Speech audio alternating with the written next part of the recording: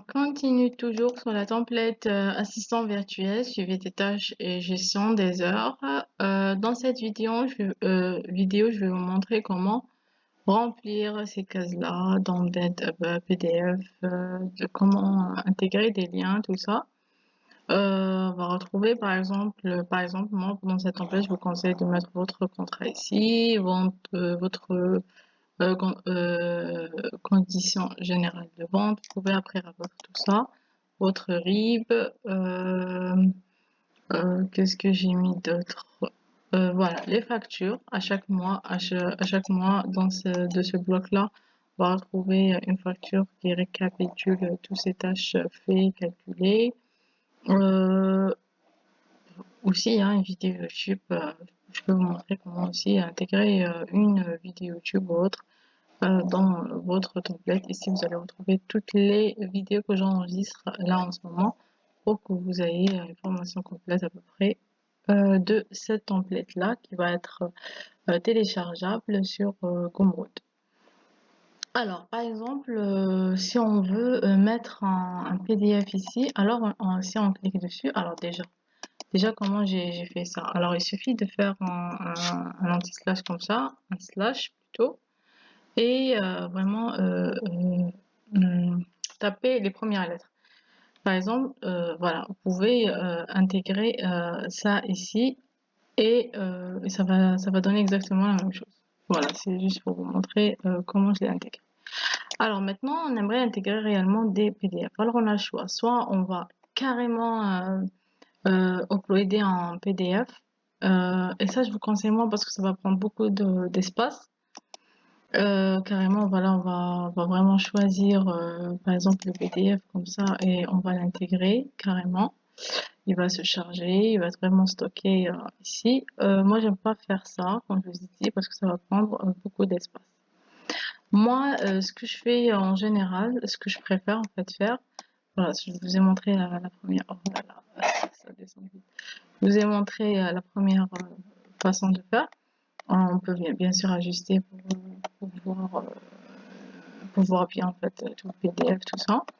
Mais moi, en général, je préfère la deuxième option où je vais récupérer le lien qui représente ce document-là quand c'est possible. Par exemple, dans mon cas, moi, ce e-book-là, je l'ai travaillé sur Canva. Et dans ce cas, ce que je vais faire, c'est que je vais créer un lien partageable, un lien public, de consultation publique, et je vais venir l'intégrer ici, dans cette partie-là.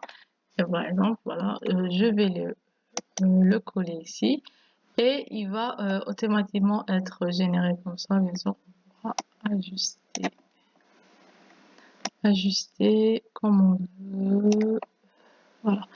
Et ce qui est bien aussi, c'est pourquoi j'aime bien aussi ça. Déjà, ça prend pas beaucoup de stock.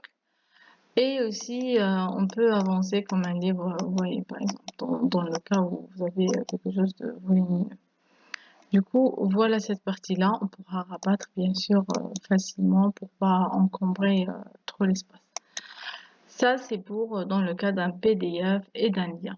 Voilà, ça c'est fait. Alors dans le cas, alors qu'est-ce que je vous ai montré? Ouais, ça c'est pas exactement pareil pour votre facture. Vous pouvez la mettre ici si vous la travaillez sur Canva, juste la présenter comme ça pour avoir un peu une vue globale comme ça de toutes les factures, tout ça.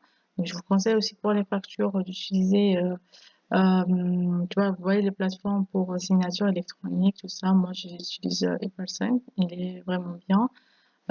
Surtout si vous êtes débutant, je pense qu'il y a 5 factures, je pense, 5 documents en tout cas signés par mois, gratuitement. Puis voilà, il y a une tarification à faire au-delà de ça.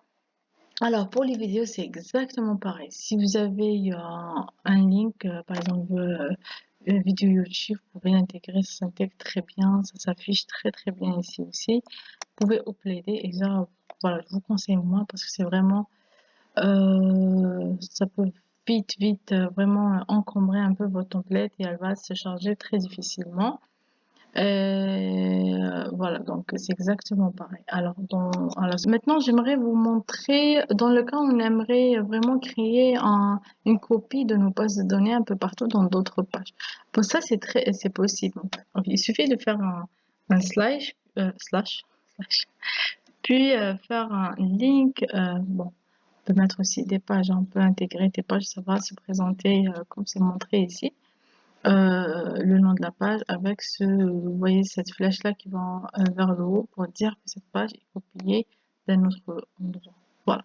Mais on peut aussi vraiment copier carrément une copie de d'autres bases de données. Voilà. Un linked view of database. Si vous n'avez pas le lien de la base de données, vraiment cliquez ici et allez chercher toutes les bases de données que vous avez. Toutes les bases de données vont être présentées ici. Il suffit de cliquer sur la bonne base de données et venir l'intégrer ici. Par exemple, si on peut intégrer des heures de travail chez la CEO, elle aimerait bien voir à peu près votre avancement. Chez elle, on peut par exemple la copier directement comme ça. Et ça va, chez elle, ça va s'afficher avec cette flèche-là pour dire que l'origine, elle n'est pas ici, la base de données, elle est ailleurs. L'origine de la base de données, alors on va la retrouver ici.